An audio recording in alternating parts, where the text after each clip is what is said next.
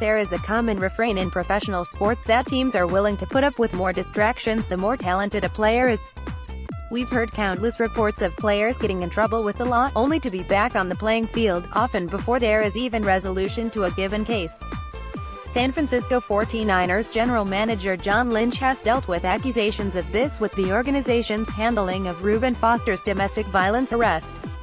While the alleged victim has recanted her testimony, the case is still moving forward, with a court date set for May 8.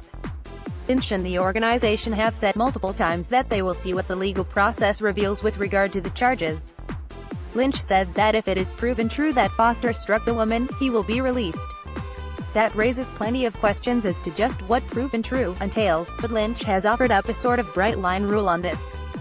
The question continues about talent trumping off-field issues, and Lynch acknowledged that to a certain degree in an interview earlier this week.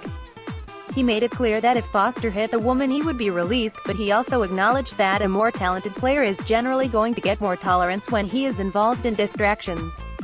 This is not a shocking revelation, but you don't really hear executives or coaches actually acknowledge this reality.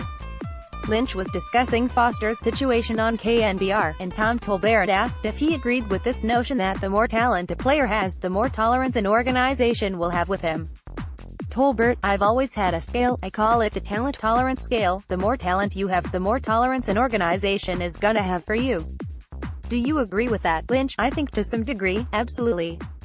Now, I will say that I think there's a lot of people who believe, when they believed whatever that was when these charges came out, and then were levied against him, hey, we were keeping him because of the talent.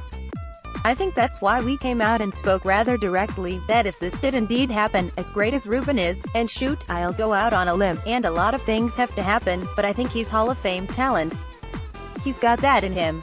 Whether he becomes that or not, but I think we all know how talented he is. But still, if he did the things he's alleged to have done, he won't be here. So, I think we spoke pretty strongly on that, but yay, there is some level of that, Tom, and that's just common sense. I mean, when you've got a late-round guy and he's causing problems, you probably aren't going to have much tolerance on him. We try to have a consistent standard, but of course, talent kind of dictates some level of that.